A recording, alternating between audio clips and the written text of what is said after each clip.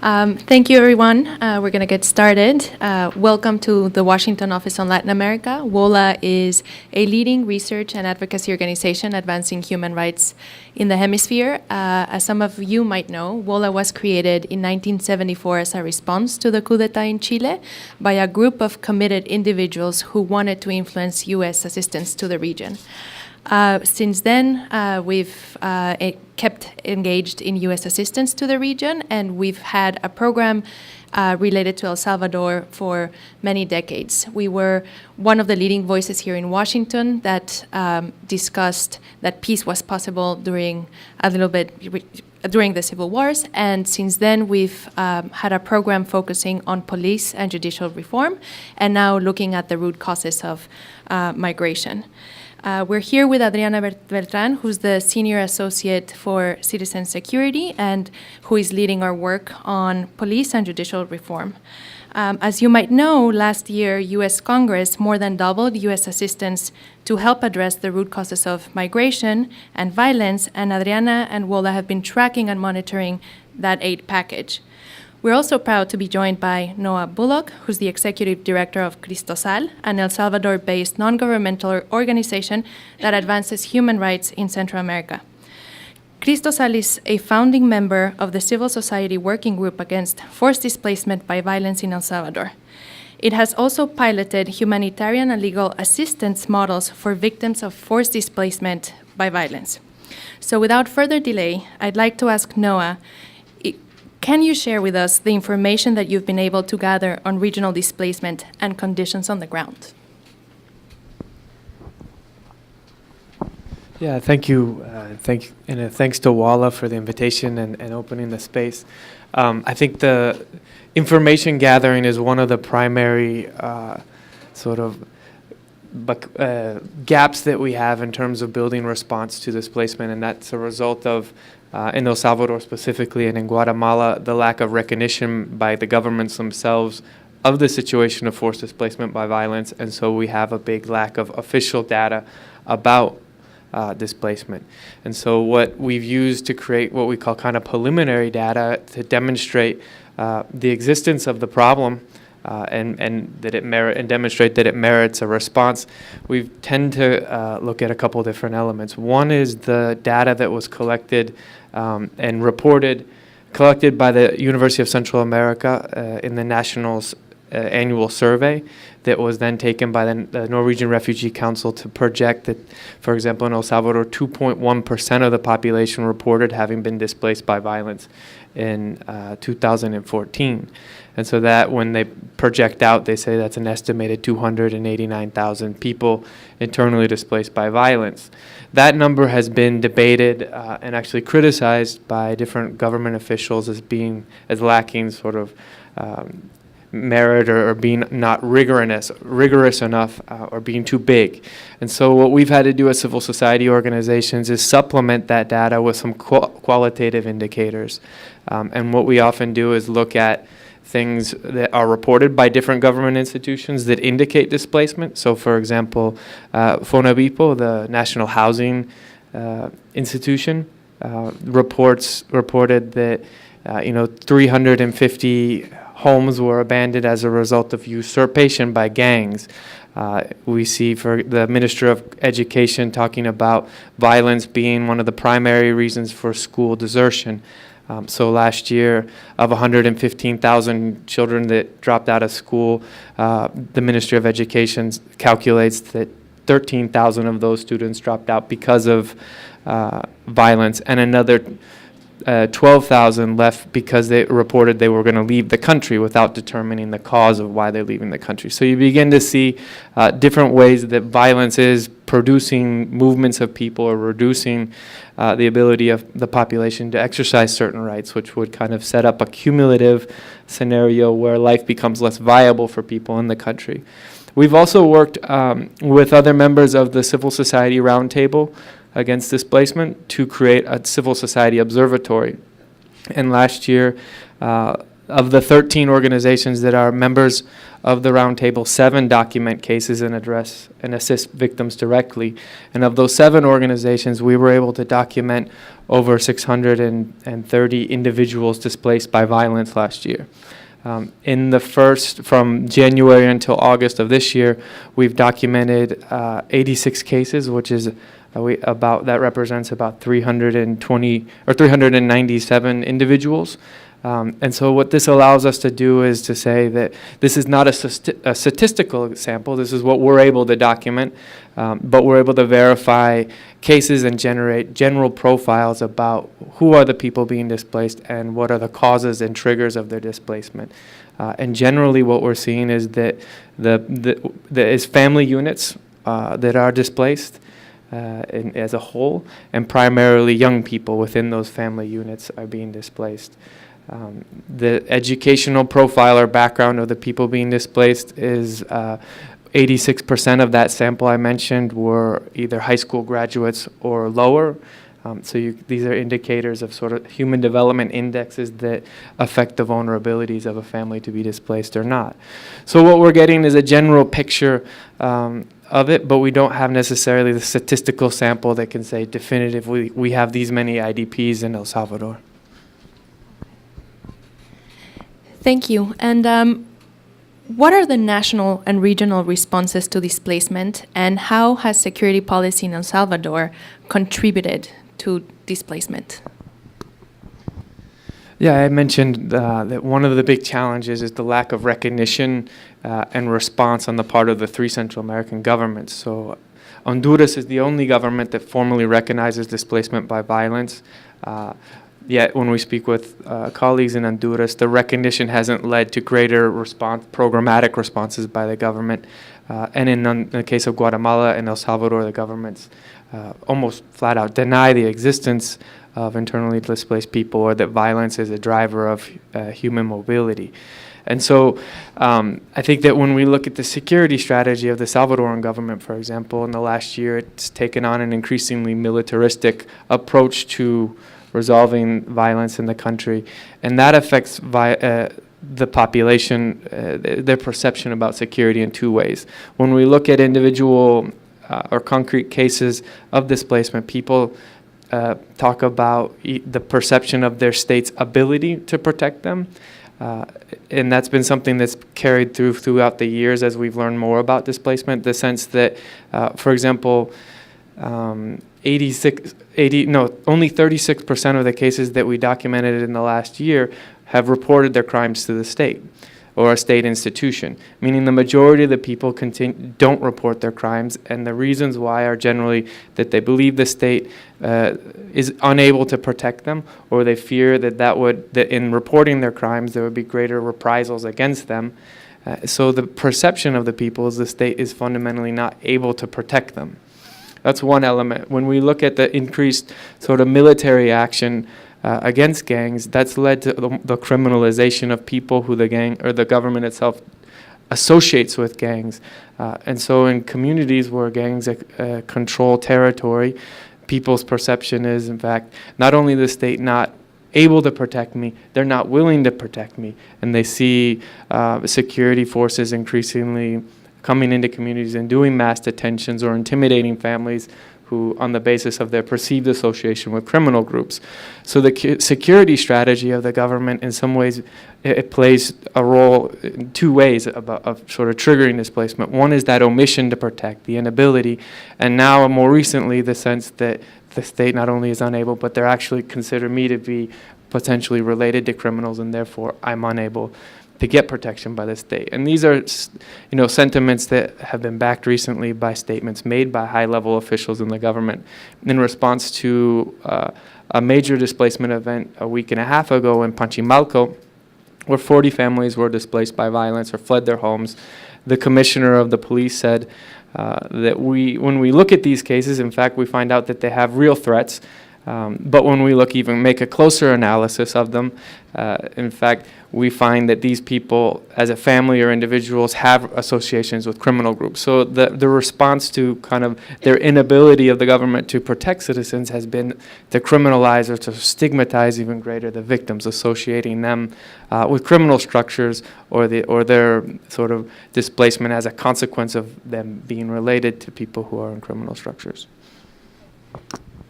So this leads me to a question that I have for Adriana, which is, what is the role of the United States, given that some of the key objectives in the Alliance for Prosperity and the new U.S. strategy of engagement with Central America is intended to address violence and the root causes of migration?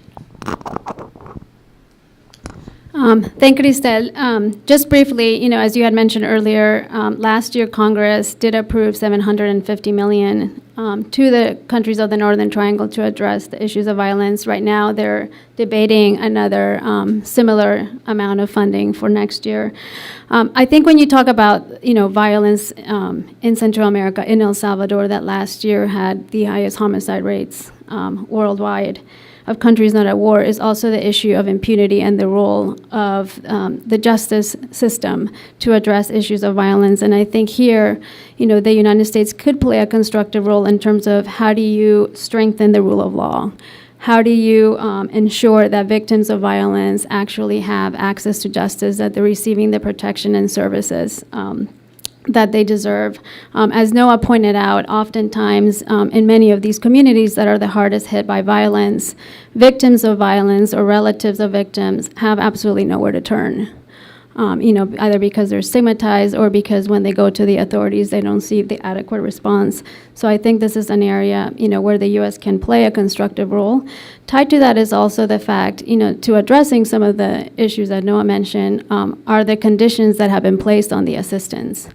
These are conditions that relate to the governments of Central America actually demonstrated that they are taking steps and measures to look at issues of strengthening the justice system, addressing issues of corruption, of transparency, of accountability, of ensuring that members of either the police or the military that have engaged in human rights violations are being brought to justice.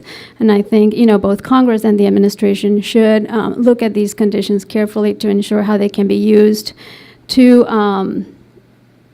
encourage the governments and that that they're making steps in these directions, and how can you support also civil society that I think is vital to doing the oversight. So we want this to be more of a conversation rather than us talking to you. So I think at this point I want to open it up for questions from the audience, and we will continue the discussion. So are there any questions at this point?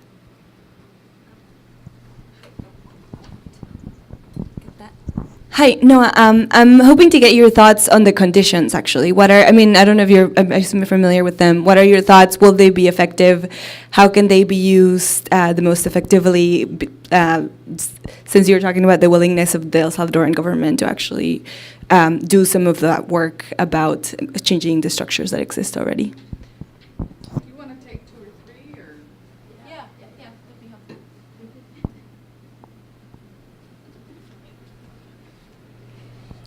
Hi, I'm Raul Hinojosa, professor at UCLA, just arriving and been working with WOLA for about as long as you guys have been around, so great.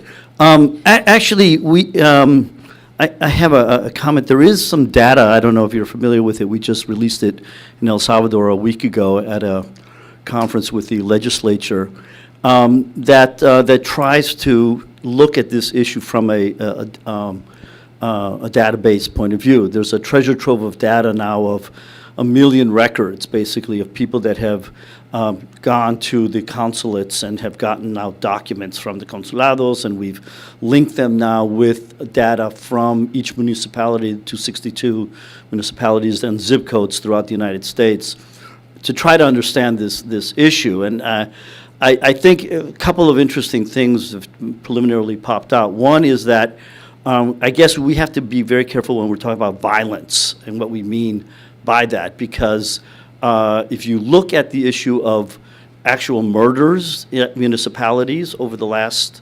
6-8 years. The relationship between that and where do people leave from what municipalities turns out to be not there. There is a very strong issue of extortion and reported extortions. That has a very, very strong correlation. But the most interesting thing from the findings, though, was that what's really the number one criteria of why people leave a particular municipality is how densely connected they are to a particular zip code in the United States.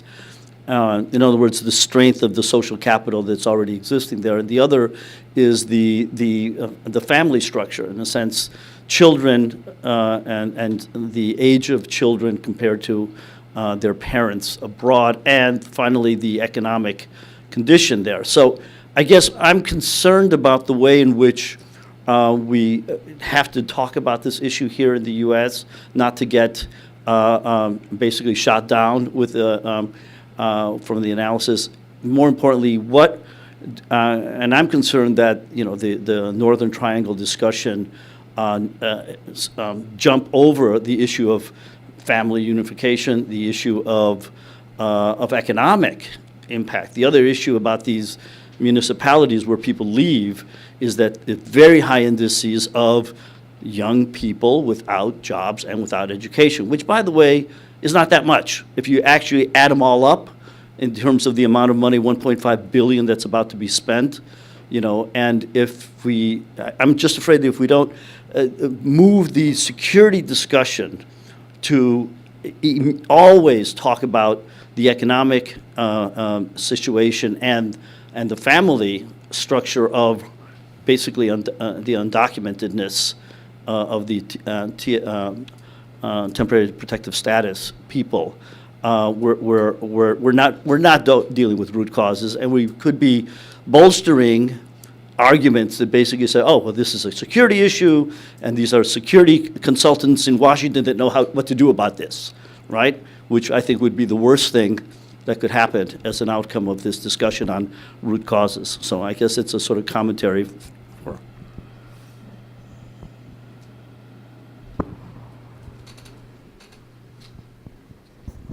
Hi, and thank you for today. I'm Vicki Gas from Oxfam, and I have a couple of things. I guess Raul's comment begs the question of is the Plan Alianza and the Central American strategy really addressing root causes? And I think there's some debate about that. And then secondly, there was an article in the Washington Post last week that talked about the numbers of people fleeing over the borders going to be higher than the numbers in 2014. So clearly this strategy doesn't seem to be working, although I think the response would be it's early days. And then a third thing, and I'm not sure that you'll have time to discuss it today, but it's this circle that we've been having about military, the militarization of the police, strengthening police. And one of the things that's troubled me is that these countries have no money for a lot of different reasons, but they're pretty much broke. And is it possible to say, why don't you do what Costa Rica did and have no military and take the good out of the military and make a new civilian police force? Just an idea. So I think we're going to give our presenters a chance to respond to these questions, and then we'll open up to more questions. In response to the first question about the conditions, I think that we've already seen an impact in El Salvador in relation to the conditions. You see the pressure that was put on the Salvadoran government by the U.S. government to consider something like a SIG in Guatemala has, I think, produced more activity, let's call it, from the Attorney General's office in terms of combating corruption. And I think something similar has happened with the international pressure put on the Salvadoran government about victims and about people displaced by violence. And so last week, the government announced a program for assistance of victims that would have about $600,000 in funding annually. We don't know a lot about the kind of the details of the program. They also announced a program where they hope to reinsert 25,000 students into schools who had been displaced by violence. And so these are good sort of, while there's not a recognition of forced displacement, there are at least sort of tacit actions to say, please stop pressuring us so much on it. But I think that those, you can make a connection to the conditions and the international pressure on the government to do something. It was, I think, for a lot of people shocking to go to the recent high-level roundtable in Costa Rica. There was sort of a preliminary meeting leading up to the meetings in New York last week on large movements of migrants and refugees, to hear the Salvadoran government say, thank you to the international community for your solidarity during the 80s, but we don't have that problem now. And so I think that position, the government is going to have to be moving slightly off that position. But my concern would be the kind of tokenism. Are we trying to create a comprehensive program that actually addresses root causes and creates a robust program for assisting victims, or are we just trying to get the international community off of our backs? And I think the same can be true for the actions taken on corruption and transparency issues too. Oh, and the question is a good one about causes and things like that. I think when we look at cases as we document them, the decision to displace is a very subjective decision. And like many human decisions, there are multiple influencing factors that come to play. And what I've been saying recently is it looks like the families actually, they take a differentiated approach when determining the security and protection needs of each individual member. So what I mean by that is when the family decides they need to flee their homes, they do something different for almost every single member. You see kind of a dispersion of families. So it might be that, well, we have an aunt or uncle in LA, so we'll send our youngest members to be with them. Maybe some of the other members will go and stay with a family member somewhere else in El Salvador, and you see families kind of generating individualized responses for each member of the family based on the different conditions.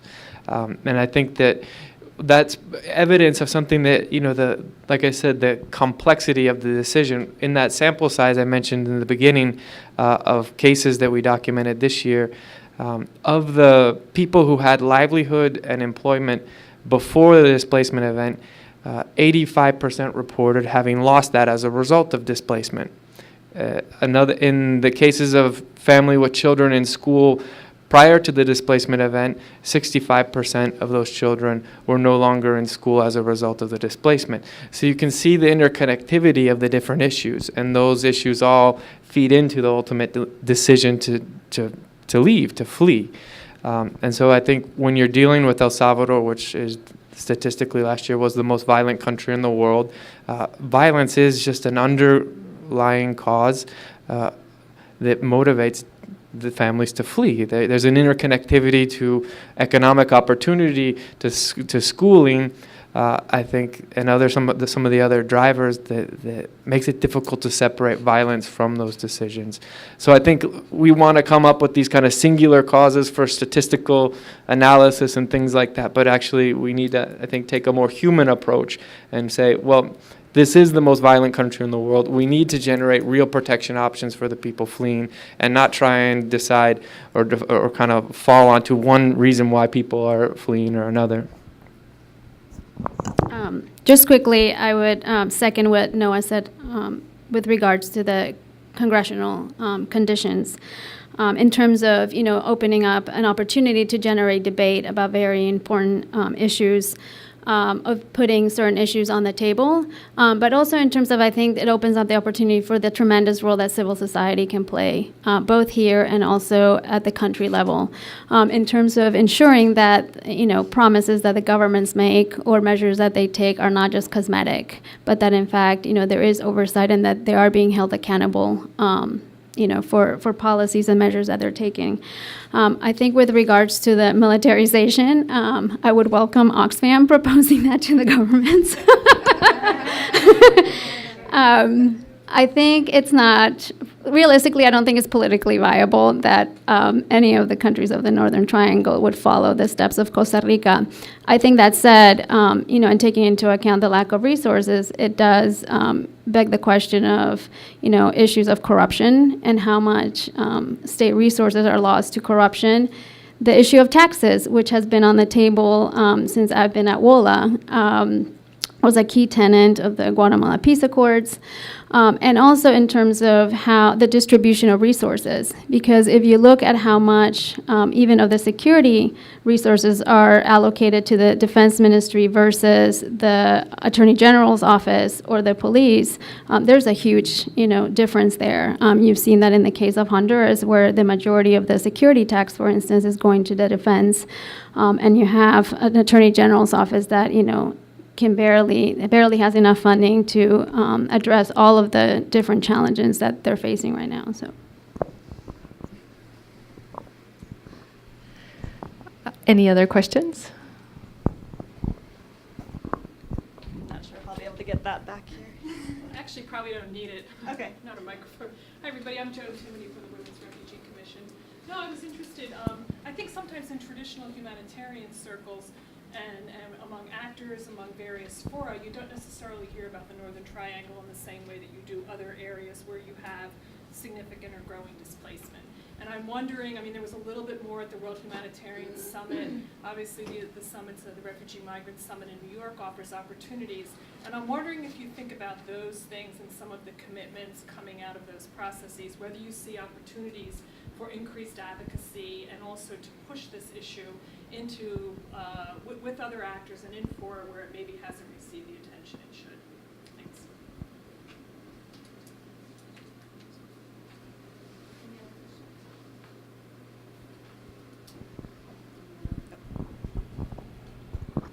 Hi, I'm Leonor Arteaga from the Due Process of Law Foundation. I just wanted to have your thoughts on why El Salvador government is still denying that there's forced displacement happening in El Salvador.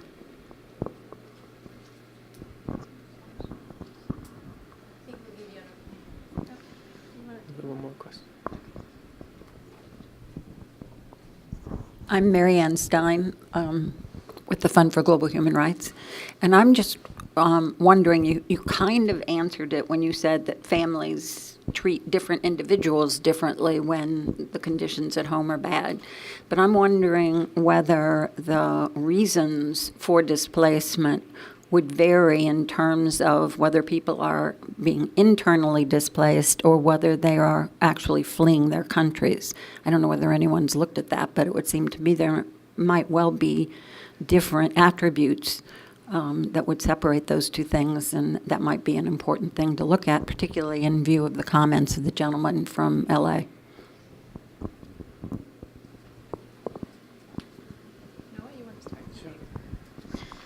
Yeah, that's a good question about the sort of advocacy opportunity given the global dialogue on mass movements of migrants and refugees. Cristosal, we've had a good opportunity to participate in most of the major events going on globally. So we were participating in, or were able to speak at the World Humanitarian Summit at the Roundtable on Displacement, and we were able to participate in the regional meeting in Costa Rica that I mentioned that was called together by the UNHCR as a preliminary lead-up meeting to the New York process, and we participated again in some of the hearings and consultations around that New York Global Compact. And so what I said at the roundtable was that 17,500 people were murdered in the Northern Triangle in 2015. And so just in raw numbers, the only other places in the world where you see those numbers of violent death is Iraq, Syria, and Afghanistan. So on that premise alone, you have the outline, the look of a humanitarian crisis that merits a response and merits a position in this global dialogue about building more integrated and international responses to it. So that's been one of our primary advocacy pieces, that while this displacement, while the conflict itself doesn't look like traditional war, and the profile of displacement doesn't look like traditional displacement like we've seen in Colombia or other conflict scenarios, the consequences are similar in terms of humanitarian needs, and we have to build responses. So I think that's the opportunity, is we sort of recognize that this all came about because of other crises around the world, but that we need to be able to advocate on behalf of the Northern Triangle. We've done that in a couple ways. One is, like I said, participating in those spaces, but I think kind of the problem with the outcomes is, again, that the government positions. In the Costa Rica process, El Salvador made no commitments. If you look at the outcome document, El Salvador is not even listed there. Guatemala did all but say, we want to work to build a couple more migrant shelters. There isn't that robust government response that says, yes, we want to work with the international community to resolve a problem. And so our advocacy with governments has been sort of to try and shift them in their thinking on that we're not trying to call governments failed states. What we're trying to do is recognize a problem together and work collectively to build, responses. But that's definitely been the weakness in those processes. And I think the New York outcome, there's, this emergence of a third category of people, if you want to call it like that. That we have refugees, we have migrants, and then we have this new grouping of people that are migrants with special protection needs. Ones that, for whatever reason, failed to get international protection, yet can't be returned home because of founded fears. So it's this, we're in this scenario internationally where we're kind of, we don't want to apply international humanitarian and refugee law to everybody, and so we're stuck with these people that have real needs, and we don't necessarily have a good mechanism to address that. And that's, our region, Mesoamerica, is ripe with that scenario. The detention and deportations of people with founded fears is a violation of the principle of no return. So how many governments are involved in that sort of immigration policy that's in its essence a violation of international law? I think that that's kind of, when we begin to change that narrative about migration and refugee status, I think we begin to challenge states to do things differently. One, I keep mentioning this, but in those same international consultations, it always strikes me to hear our Mexican colleagues who run migrant shelters, who for years have provide services to Central American migrants, talk about the moment when they realized they were no longer assisting migrants, but they were assisting refugee populations, and they had to change their programming according to different needs. And I think that's it's just been difficult to shift focus, to change narrative, and therefore change our responses. About why the Salvadoran government doesn't recognize it.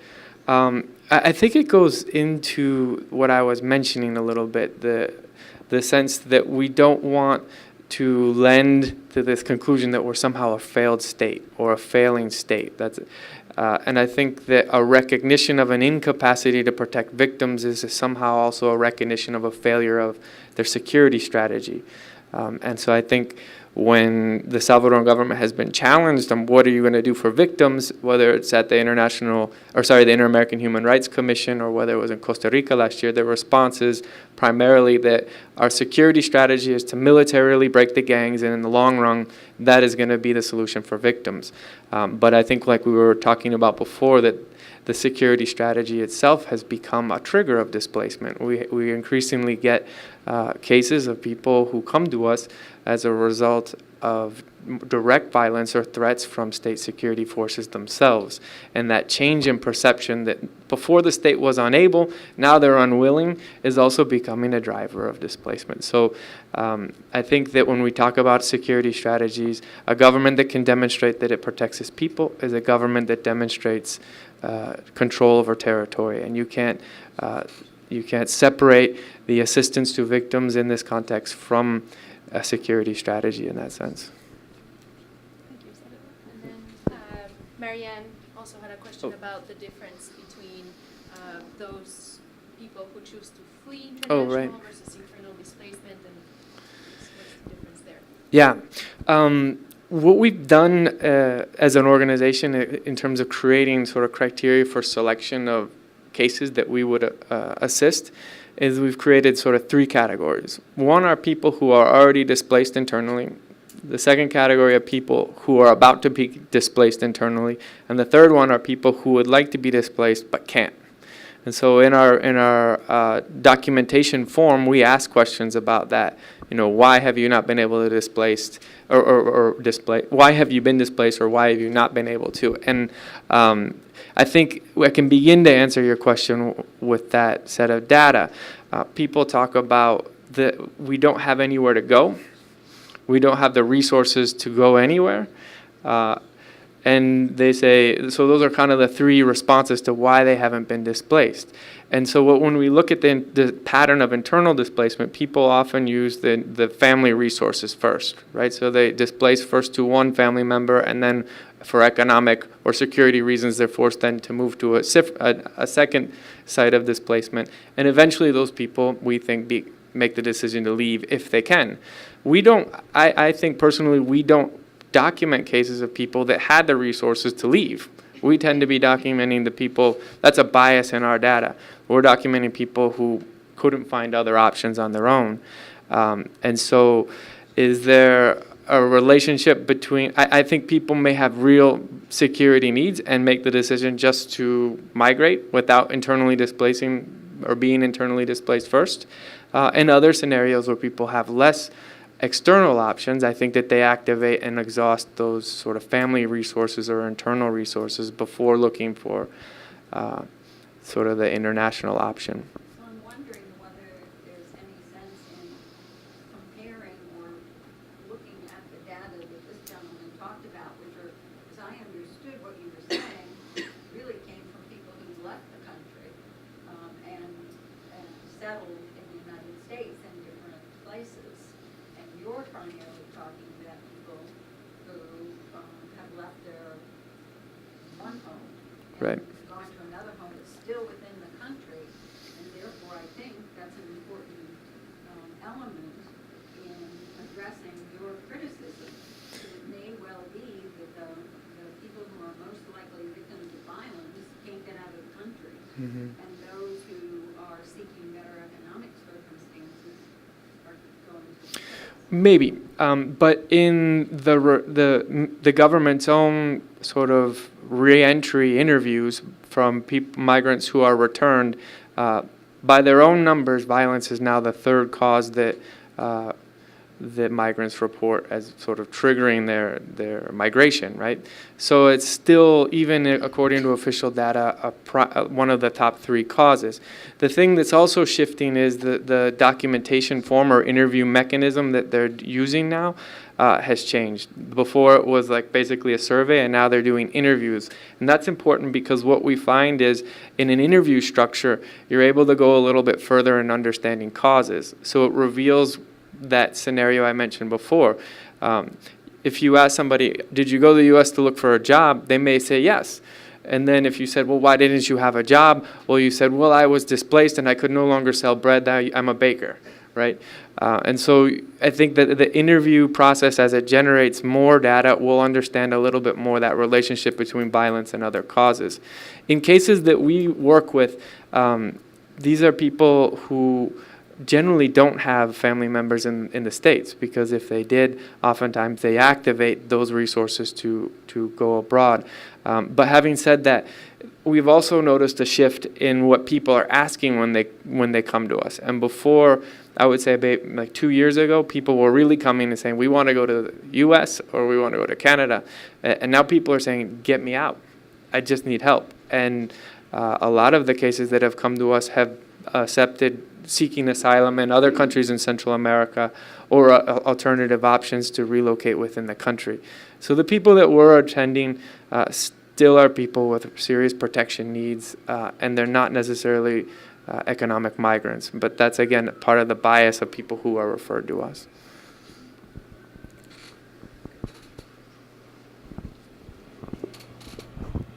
Yeah, and first let me, commend, the work. This is extremely complex issue, and doing, the frontline interviewing is extremely important work. But, I think there are a couple of interesting things to point out.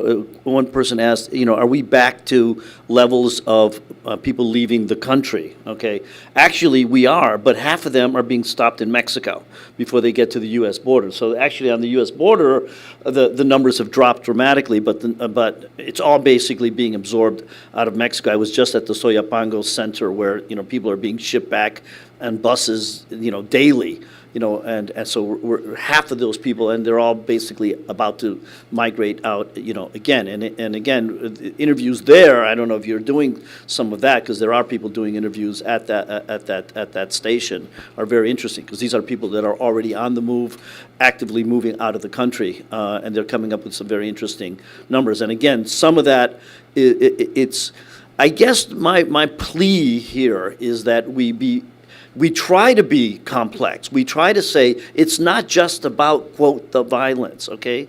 Because, and I understand, having been on the other side and done many asylum cases, and obviously people want to show that there's violence in order to get their clients, et cetera, and we do need to support the victims right now, of which there are definitely a bunch of them. But if we're looking at, which is what I think is at the critical in Washington, to think about, quote, root causes, think about things like, for example, the Millennium Challenge Corporation, which is the only real money that the U.S. has put forth for any, quote, development purposes, has virtually zero of any type of job creation directly for, these young, non-in-school, employment, zero, all right? And we're talking 5% of the population. It's not that much. It's, you could easily do something about that. You could tell me more. I'm trying to get the numbers on what that 1.5 billion is going to even think about. Okay, going to try to even address these types of questions, okay? And, and again, when you start looking at the details of the dynamics at the local level of those communities where people are getting out, you have to say something. This is part of the vicious cycle we get into. To the more extent we say it's violence and it's security, then the Salvadorian government actually does what it's doing over the last 6 to 9 months, which is a super heavy-duty mano dura crackdown, which, by the way, has cut down on the violence. The number of deaths now in the communities is down by 50%, okay? In part because they're having an all front-out war against the, that's not, I don't necessarily see that as a long-term, solution, but that's part of what happens when you focus on that type of a discussion. Changes in the prison system. And finally, I think we have to be very careful about, conflating all of this type of discussion about security and stuff down to corruption, okay? Because it is opening up a political situation in El Salvador where you do have this fiscal who is supported by very clear forces in Washington that have a long trajectory back to but started at WOLA 30 years ago. They'd have a very clear agenda, and they are hijacking this security discussion in a very particular way. So I think progressives have to really think carefully how we talk about the security issue with the development issue, with and really have and I know you guys are all working on it, and I know it's hard, but it's but we really do have to keep that our eye on the ball.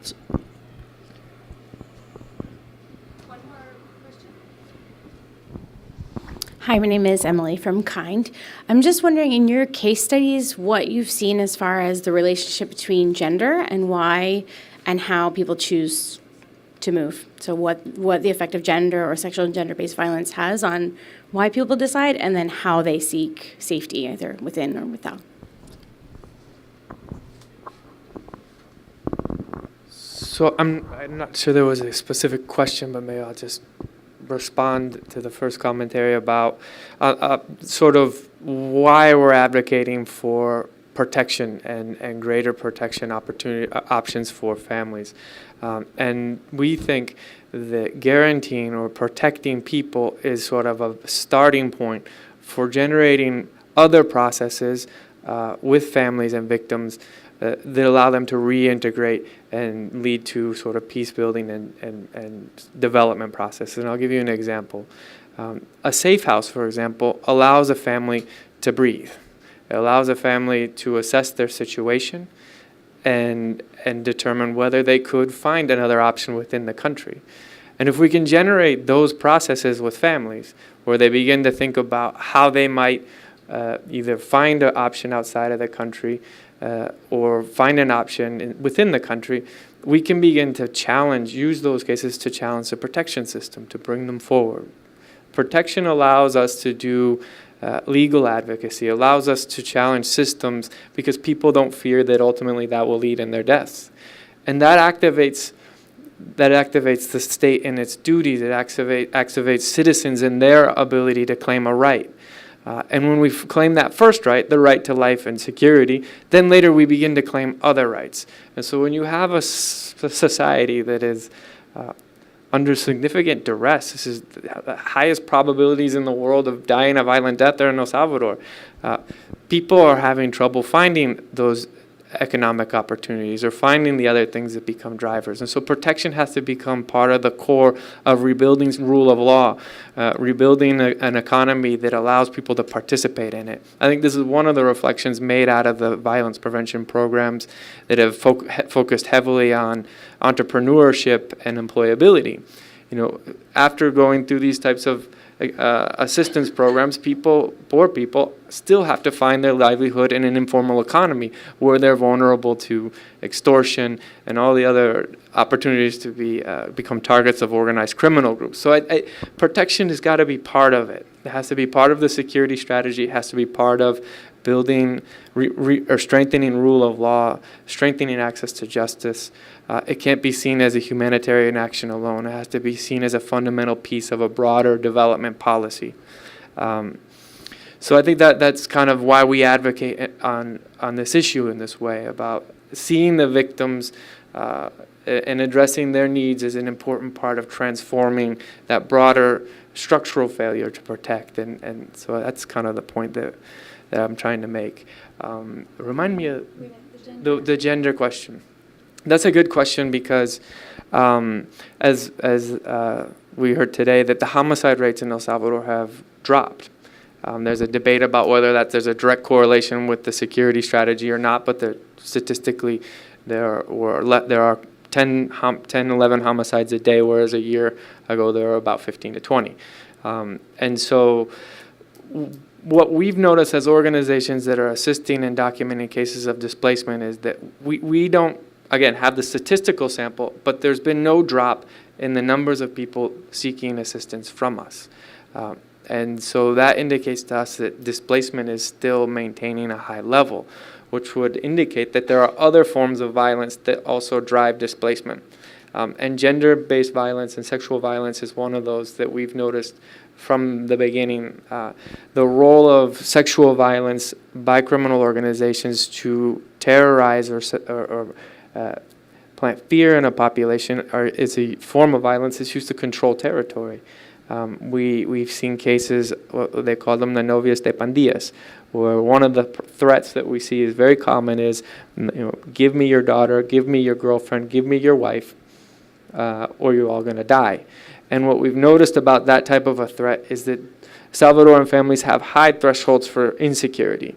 So extortion or other types of threats, intimidation, Salvadoran families seem to be sort of resistant to that. But what we notice is when families are faced with a threat where we have to hand over one of our female members, that's a trigger. That definitely is a that crosses the threshold. So we have been able to document that the role of sexual and gender-based violence in driving displacement.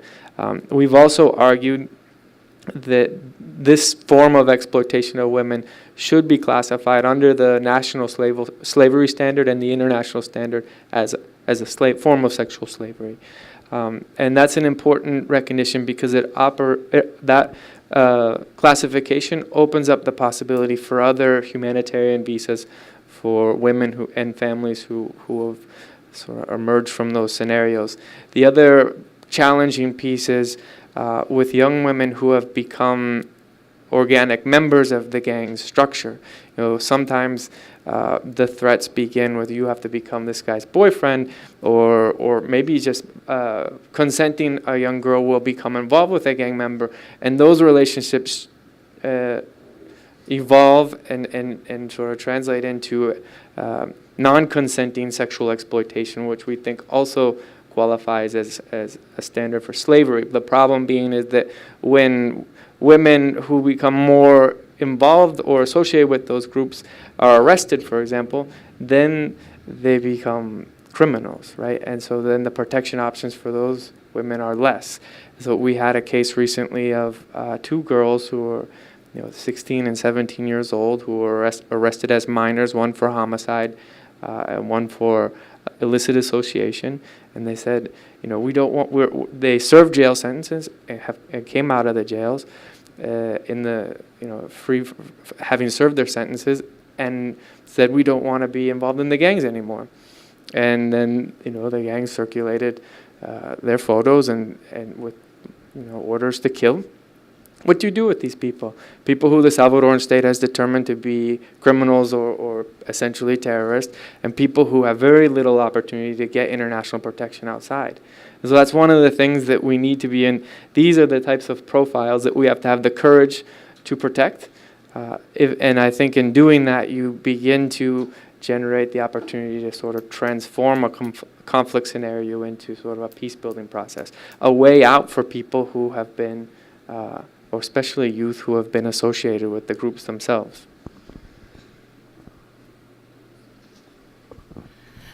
I would also like to share that last week WOLA released a series of videos with the testimonies of 2 14-year-old girls who were discussing precisely this. Somebody approached them and said, you have to date me or else I'm going to kill you, blah, blah, blah, or you have to work for us. And so they were wounded. One was shot. The other one was stabbed twice. And they decided just to flee to Mexico. And they were detained in Mexico and eventually deported. For us, it is clear that those young ladies needed protection, and they didn't get it. Furthermore, the statistics that we were able to gather show that this year is going to be the highest on record in Mexico from Central Americans seeking asylum and protection. So there's a clear trend where more and more Central Americans are requesting asylum in Mexico when they're detained. And we have very serious concern about the way that Mexico is screening migrants for protection. I encourage you to watch the videos and use them in your own advocacy. They're pretty powerful. I don't know if there are any other questions.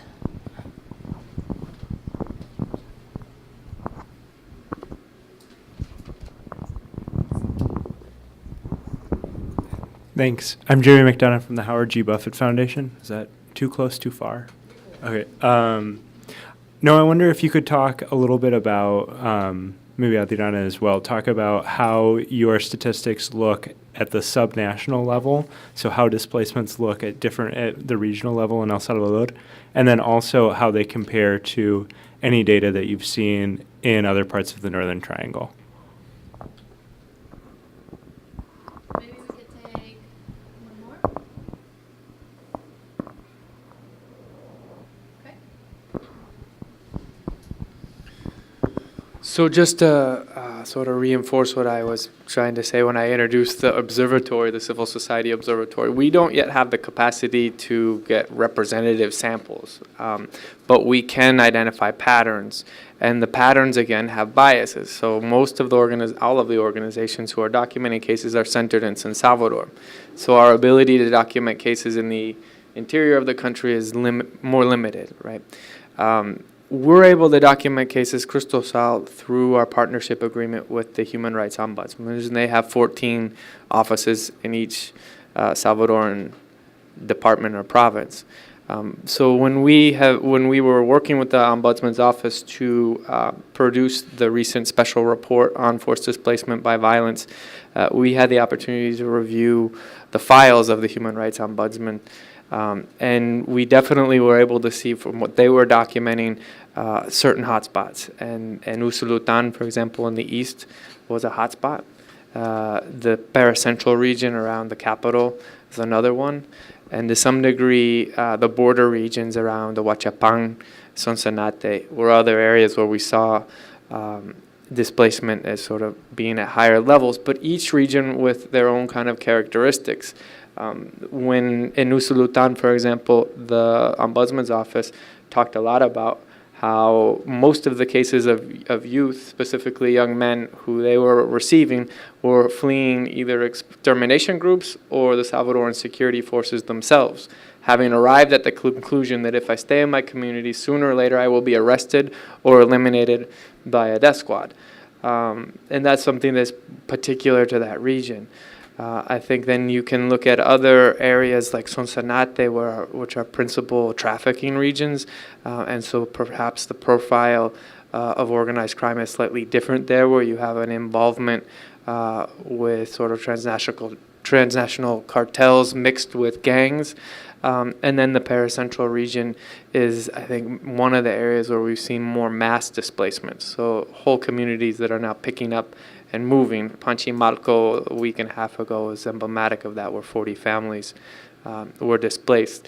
So there are kind of, we're not capable of sort of predicting displacement events or necessarily creating a big sample, a statistical sample to say that this is where, X percentage of population are being displaced, but we can identify patterns, and those are the general patterns that we see. No, I didn't mention this, but just to mention that if you do want to see the report, I believe we included links to both that report and another report that that you guys did on interviews in the invitation, or if you go to their website, you can also download the report, and there you can see the map and the results.